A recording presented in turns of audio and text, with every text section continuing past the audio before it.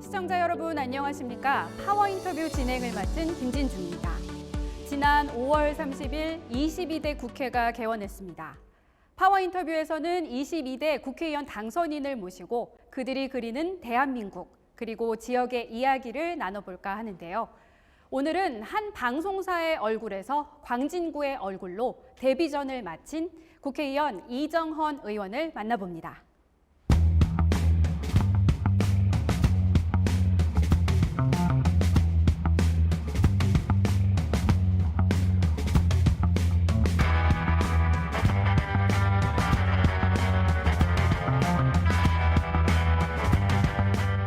사회적 약자들에게 힘이 되기 위해서 정치를 시작했습니다. 사람을 살리는 정치, 절망에 빠진 한 사람을 살리는 것이 하나의 세상을 구하는 것이다라고 하는 생각을 놓치지 않았고요. 민생을 잘 챙기는 정치를 해달라고 요구하셨던 것들 절대 놓치지 않겠습니다. 민생을 위해서 앞장서서 일하는 그런 국회의원을 끊임없이 노력하고 공부하고 가까이 듣고 멀리 내다보면서 정치 제대로 한번 해보겠습니다.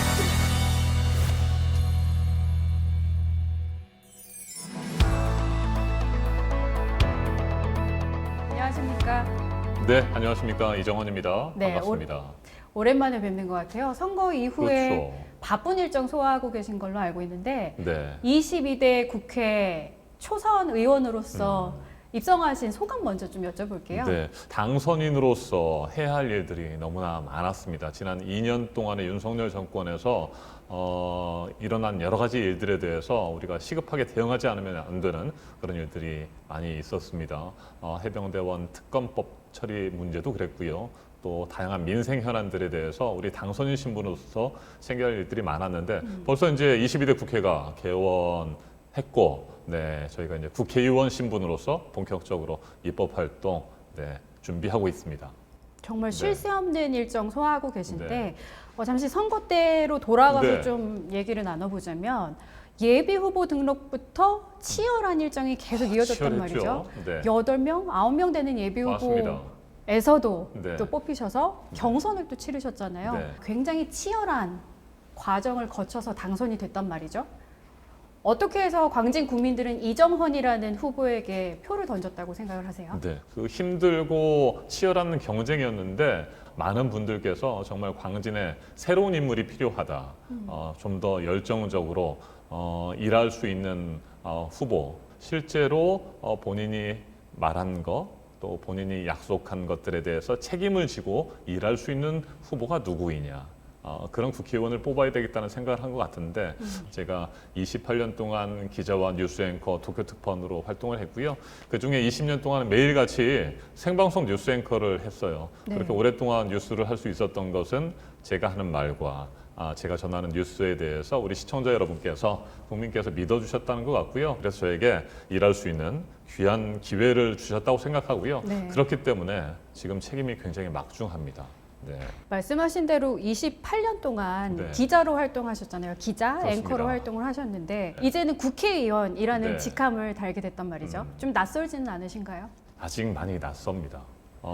이 국회의원이라고 하는 것이 저의 어떤 개인적인 꿈을 쫓거나 사리사욕을 추구하기 위한 자리, 그리고 어떤 권력을 탐하기 위해서 얻은 자리가 아니고 우리 국민들을 위해서 또 우리 대한민국과 역사 발전을 위해서 해야 할 일이라는 것이기 때문에 이제는 앵커와 기자였던 것들은 다 잊어버리려고 놓아버리려고 하고 있고요.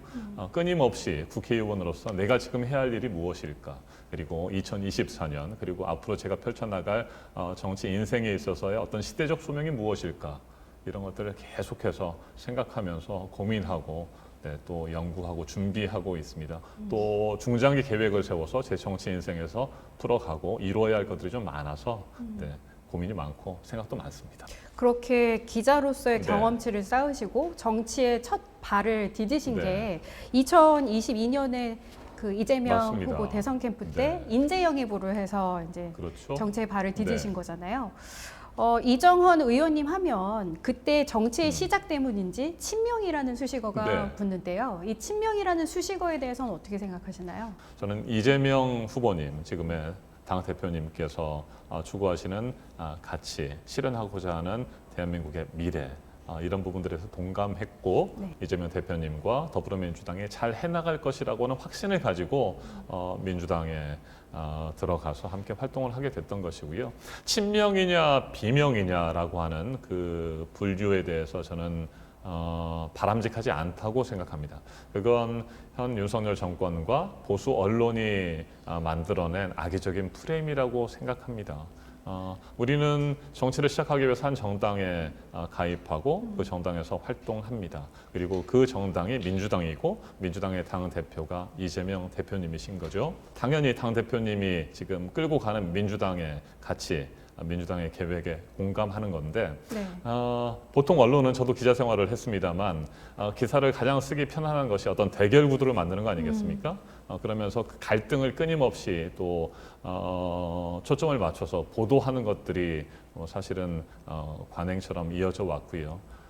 그러다 보니까 보수 언론이 악의적으로 친명 대 비명의 갈등을 증폭시키기 위해서 그런 프레임들을 만들었고 친명 대 비명의 프레임이 잘 안 통하니까 이제 뭐 친명 대 친문의 프레임을 또 이용하기도 하고 뭐 그랬다라고 생각합니다. 친명과 비명이 따로 있겠습니까? 다만 정당 내에도 민주정당 안에서도 다양한 의견들이 존재하지 않겠습니까? 서로의 생각이 다르다라고 하는 것들을 인정하고 열띤 토론하고 치열하게 뭐 공방도 벌일 수 있는 것인데 그것을 너무 쉽게 언론에서 친명이다, 비명이다 이렇게 나눠서 대결 구도를 심화시키는 것에 동의할 수 없습니다. 사실 선거 기간 때 저희도 친명이라는 표현을 써서 악의적인 프레임이라고 하시니까 네. 뜨끔하긴 하네요. 네. 말씀을 그렇게 해주시니까 사실 그 초선 의원으로서 당 내 그 사안에 대해서 소신 발언하기가 쉽지 않다라는 인식이 있는 것 같아요. 네, 그렇습니다. 초선 의원으로서 이 잘못된 방향으로 가고 있다라고 했을 때 소신 발언하실 수 있으십니까? 그럼요. 사안에 따라서 목소리를 내야 되죠. 네. 국회의원은 한 사람 한 사람이 독립된 헌법기관 아니겠습니까? 네. 앞서 말씀드린 것처럼 정당의 일원으로서 정당의 어떤 당론이 결정되면 당연히 그 당론을 따르는 것이 의무이고 책임이라고 생각합니다. 그러나 그 당론이 정해지기까지 치열한 논쟁은 반드시 필요한 것이고 이게 초선인지 재선인지 삼선인지는 중요하지 않다고 생각합니다.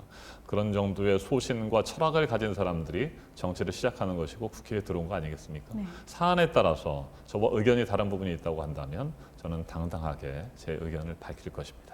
이번 22대 국회에서 이제 초선 의원으로서 맞이하는 첫 국회란 말이죠. 네. 의원님께서 생각하시는 22대 국회 주요 과제 어떤 것들이 있다고 보시나요? 네.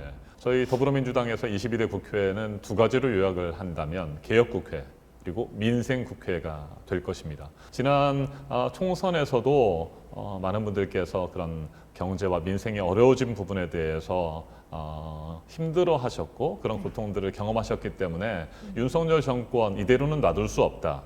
제대로 국정을 쇄신하지 않으면 안 된다라고 하는 생각을 가지고 그러면 너희 민주당이 한번 잘 해봐라 라고 해서 저희들에게 기회를 주신 거 아니겠습니까? 그래서 저희가 과반의 단독 의석을 확보하는 그런 승리를 거뒀습니다만 이건 뭐 민주당이 잘해서라고 하는 건 아니고요. 앞으로 잘 하라고 하는 기대 때문이었다고 생각합니다. 그래서 민생 먼저 잘 챙겨야 될 것이고요. 또 그동안에 열심히 하려고 했습니다만 제대로 이루어지지 못했던 개혁들 만들어내야 되겠죠. 개혁이라고 하면 일단 검찰 개혁 반드시 네. 해야 될 것이고요. 또 언론 개혁 해야 될 것이고 정치 개혁도 해야 되는 것이고요. 최근에 연금 개혁과 관련된 윤석열 대통령과 국민의힘의 입장도 우리 국민들께서 잘 보시지 않았습니까? 연금 개혁이 윤석열 정권이 지난 대선 때 약속했던 것이고 그리고 반드시 이뤄내겠다라고 하는 국정 과제였음에도 불구하고 국민의힘이 주장하고 윤석열 정권이 주장해왔던 44%를 받아들이겠다라고 하는 것을 우리 이재명 대표님께서 전격적으로 밝히셨음에도 불구하고 지연하면서 22대 국회로 넘기려고 시도하지 않았습니까? 민생과 관련된 법안들을 처리할 용의가 있는 것인지 저희는 더 이상 믿을 수가 없습니다. 우리 국민을 위한 것이라고 한다면 때로는 더 저희가 힘있게 밀어붙여야 되는 것이라고 생각하고요. 민생 법안들 적극적으로 챙겨야 된다고 생각합니다. 전세 사기 피해 지원도 마찬가지고 우리 힘없고 어려운 사람들, 약자들을 위해서 지금 당장 입법하거나 또 법령을 개정해야 되는 것들이 수없이 많이 쌓여있기 때문에 그런 것들을 힘있게 밀고 가겠습니다. 22대 국회에서 주요 과제 중 하나가 네. 개혁 네. 그리고 민생 관련된 부분에 방점을 네. 찍으셨어요. 네. 이와 연결해서 의원님이 22대 국회에서 제1호 법안으로 발의하고자 하시는 법안이 혹시 있으실까요? 이렇게 좀 언론인으로서 활동할 때는 느끼지 못했던 것들을 언론사를 떠나고 나서 보니까 정말 많이 느꼈습니다. 네. 기울어진 운동장이라고 하는 것도 너무나 명확했었고요.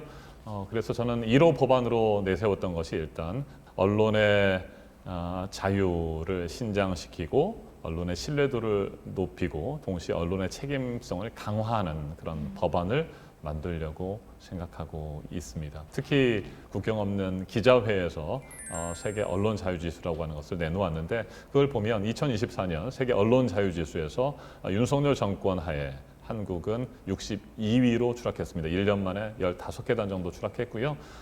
윤석열 정권의 언론 장악 시도 그다음에 방송 장악 시도가 끊임없이 이어지고 있는 이 상황에서 진실을 추구하기 위한 그런 기본적인 책무를 유지하기 위해서는 언론의 자유가 최대한 보장되는 그런 법안을 만드는 것들이 필요하다고 생각합니다. 이와 아울러서 한 가지 굉장히 중요한 것은 언론의 책임성을 강화하는 것입니다. 권력으로부터 자유롭지 못하고 끌려다니다 보니까 이제 비판과 견제, 기본적인 책무조차도 잊어버리는 그런 언론들도 많이 있는 것 같고 그로 인해서 방송되는 또 그다음에 신문에 쓰여지는 기사들, 언론 인터넷에 나오는 그런 기사들이 흉기가 되는 경우들이 좀 많이 있습니다. 그로 인해서 피해를 보고 한 사람의 인생이 망가지고 파탄나는 기업들도 꽤 많이 있습니다. 언론의 책임성을 강화하는 법안이 저는 시급하다고 생각하고요. 이건 뭐 상임위와 상관없이 제가 시대적 소명으로 생각하고 있는 것들입니다. 1호 법안으로 네. 발의를 하신다고 하니까 그 부분에 대해서 좀 기대하고 네. 지켜보도록 하겠습니다. 네. 계속해서 지역 관련된 네. 이야기를 좀 나눠볼까 하는데요. 선거 때 후보님께서 가장 전면에 내세웠던 공약이 낙후된 광진구의 네. 발전을 이끌겠다라는 네. 부분이었습니다.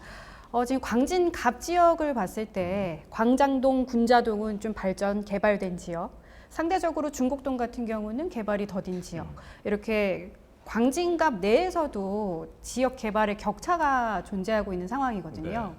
의원님께서는 이 광진구 지역의 개발 부분에 있어서 네. 균형 있는 개발? 어떠한 밑그림을 좀 그리고 계신지 궁금한데요. 전체적으로 보면 광진 갑 지역이 배드타운으로 전락해버리고 말았다는 생각이 듭니다. 그냥 정말 말 그대로 직장은 다른 곳에서 다니고 네. 와서 잠만 자고 또 일어나서 출근하고 뭐 이런 것들이죠. 산업 구조가 그만큼 빈약합니다. 그래서 광진의 새로운 성장 동력이 시급한데 말씀 주셨던 그 군자동, 능동으로 이어지고 하는 그 천호대로변을 활성화시키는 것들이 일단 급선무이겠다라는 생각이 좀 들어요. 그래서 이 천호대로 주변이 원래 예전에는 가구의 거리라고 해서 좀 활성화된 적이 네네. 있었는데 지금은 가구점들도 좀 있습니다만 가구점들도 경쟁력에서 좀 밀리면서 많이 좀 빠져나간 상황인 것 같고 천호대로 주변에 빌딩들도 비어있는 사무실들이 굉장히 많습니다.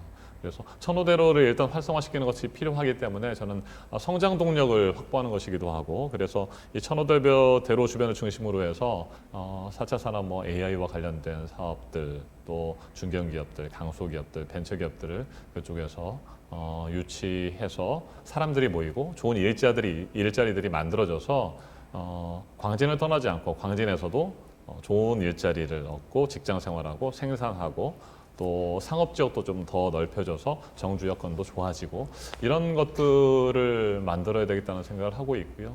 또 광진의 이제 가장 큰 문제점 중에 하나가 개발의 발전의 속도가 너무나 더디고 소외됐다라고 하는 부분인데 그러다 보니까 낡고 오래된 노후 저층 주거지들이 굉장히 네. 많아요. 중곡동이라든지 군자동, 능동, 구이, 이동 이런 데는 거의 대부분이 낡고 오래된 저층 주거지. 그다음에 아파트들이 일부 있긴 하지만 거기도 굉장히 오래되고 생활도 불편한 그런 것들이어서 지역 개발을 활성화시키기 위한 입법 활동들이 시급하다라고 하는 생각이 듭니다.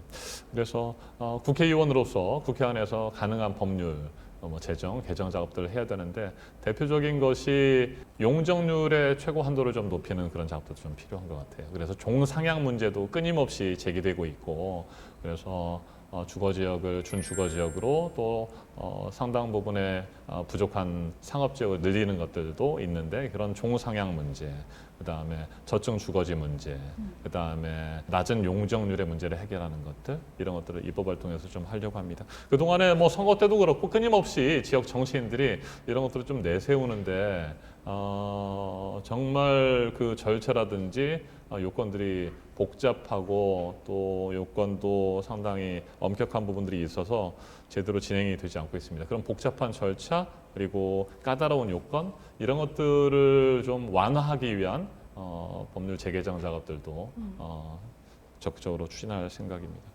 말씀하신 대로 법률 재개정을 통해서 네. 틀이라고 그럴까요? 인프라를 다시 구축할 수 있게끔 네.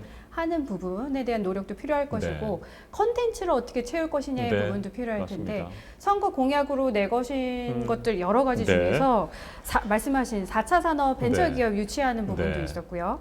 그리고 광진구가 갖고 있는 자산, 문화역사 자산을 네. 활용한 힐링 관광 클러스터 네, 조성이라는 맞습니다. 부분이 있었는데요. 이 세부적인 추진 방향이라고 그럴까요? 어떤 구상을 좀 갖고 계신 건지? 네. 제가 이제 과학기술정보방송통신위원회 과방위 쪽에서 활동하려고 준비했던 것들도 방송 개혁 또 언론 장악 시도 이런 것들에서 제가 해야 할 일들이 많기 때문이기도 하고 지금 최근에 일본 야후 라인 사태와 네. 관련해서도 과방위에서 질책하고 또 따져 물어야 될 것들이 많고요.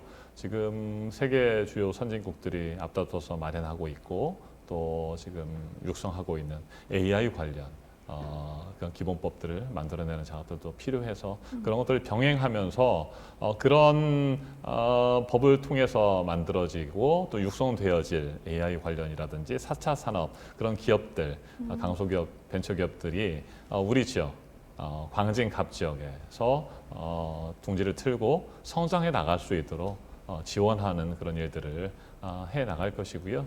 그리고 힐링 관광 클러스터 같은 경우에도 어린이 대공원도 있고 아차산, 용마산, 한강으로 이어지는 그런 좋은 문화 자연유산들을 가지고 있고 그런 것들을 연결시키는 작업들을 해야 될 텐데 이걸 이제 어떤 그림을 그려가면서 만들어낼 것이냐 이것은 저희 혼자 할 수 있는 건 아니고 광진구와 협의하고 또 서울시와도 협조하고요. 또 시민사회단체의 의견들을 다양하게 받아들여서 그런 계획들을 하나하나 수립해 나가려고 합니다. 이제 시작이니까. 네네. 할 일들이 앞으로 정말 많습니다. 많으실 네, 것 네. 같아요. 네네. 네.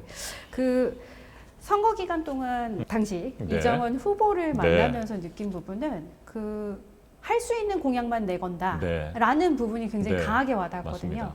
그래서 이정원 의원님이 내건 공약은 지키실 것 같다라는 그런 믿음이 왠지 드는데 아직 말이요. 네. 광진 세무서 유치라는 네. 부분도 공약으로 내거셨단 말이죠. 맞습니다. 이 실현 가능성에 대해서 굉장히 궁금해하는 분들이 많으세요. 네. 지금 서울 지역의 25개 자치구 가운데 자체 세무서를 갖지 못하고 있는 구는 딱 2개밖에 없습니다. 네. 우리 광진구와 강북구밖에 없죠. 광진구의 주민 여러분께서는 지금 그 옆에 있는 성동구까지 이동을 해야 되는 불편을 갖고 있고 제대로 된 질 높은 세무 서비스도 받지 못하고 있는 것이 현실입니다. 자체 세무서가 필요합니다. 광진구의 경우에는 사업자 수가 6만 2천여 명입니다. 인구 수도 광진구에 현재 33만 5천여 명이니까요. 인구 수로 보면 17위, 사업자 수로 보면 18위인 광진구도 자체 세무서를 가질 때가 됐다고 생각하고 늦어도 한참 늦었죠. 질 높은 세무 서비스를 받기 위한 것이기도 하지만 세무서가 광진에 들어서게 되면 주요 또 또 공공기관이 들어서게 되면 그 주변의 상권들이 살아나는 거 아니겠습니까? 주변도 개발하게 되는 것이고요. 네. 네, 그래서 광진 세무서 유치를 위해서 국세청과 적극적으로 협의하려고 지금 준비하고 있고요. 반드시 제 임기 안에 광진 세무서 유치가 확정되고 추진될 수 있도록 노력하겠습니다. 근데 사실 광진구에 이렇다 할 공간이 남는 공간이 네. 없기 때문에 혹시 여기에 광진 세무서가 설치되면 좋겠다라는 후보지 같은 곳이 있을까요?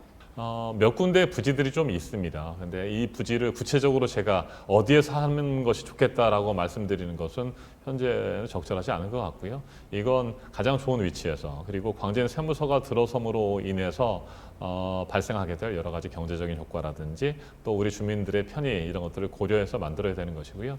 당장 어떤 새로운 부지를 확정해서 거기에다가 신청서를 올리는 것이 쉽지 않다고 한다면 비어있는 큰 건물 큰 공간들을 활용하는 뭐 이런 것들도 아이디어가 될 수 있지 않겠느냐라고 하는 의견 주시는 분들도 있더라고요.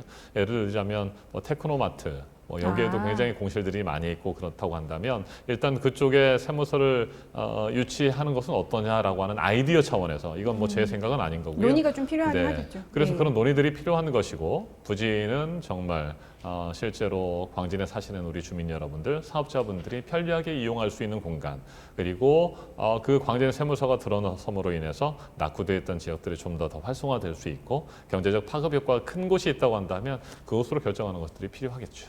네.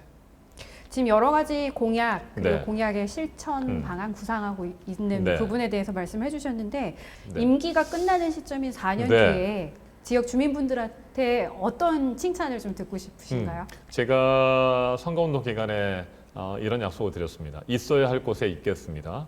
해야 할 일을 하겠습니다. 할 말은 꼭 하겠습니다라는 약속을 드렸었는데 정말 우리가 힘들고 어려울 때 그리고 뭔가 꼭 필요할 때 이정원 의원은 항상 우리와 함께 있었어 라는 말씀을 하실 수 있도록 정말 있어야 할 곳에 있겠습니다. 그리고 우리 주민들의 편의를 위해서 우리 국가를 위해서 제가 시대적 소명으로 생각하고 있었던 그런 언론 개혁 또 방송의 지배구조 개선 뭐 이런 부분들도 잘 해야 할 일을 잘 하고 지역 공약도 제대로 실천하는 그런 의원 그리고 우리 광진 국민들이 하고 싶은 말들을 광진의 대변인으로서 중앙정부를 향해서 또 윤석열 정권을 향해서 국회 안에서 제 목소리를 훌륭하게 낸 그런 국회의원 그런 평가를 받는다고 한다면 저는 보람을 느낄 수 있을 것 같습니다.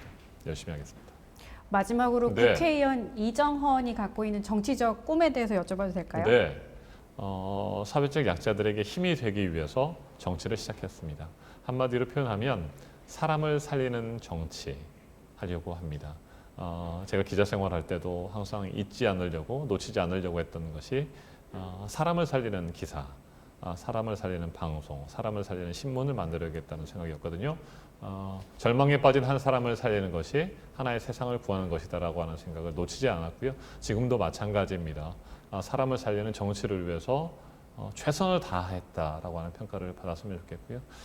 그러기 위해서 끊임없이 노력하고 공부하고 또 가까이 듣고 멀리 내다보면서 정치 제대로 한번 해보겠습니다. 말씀하신 대로 네.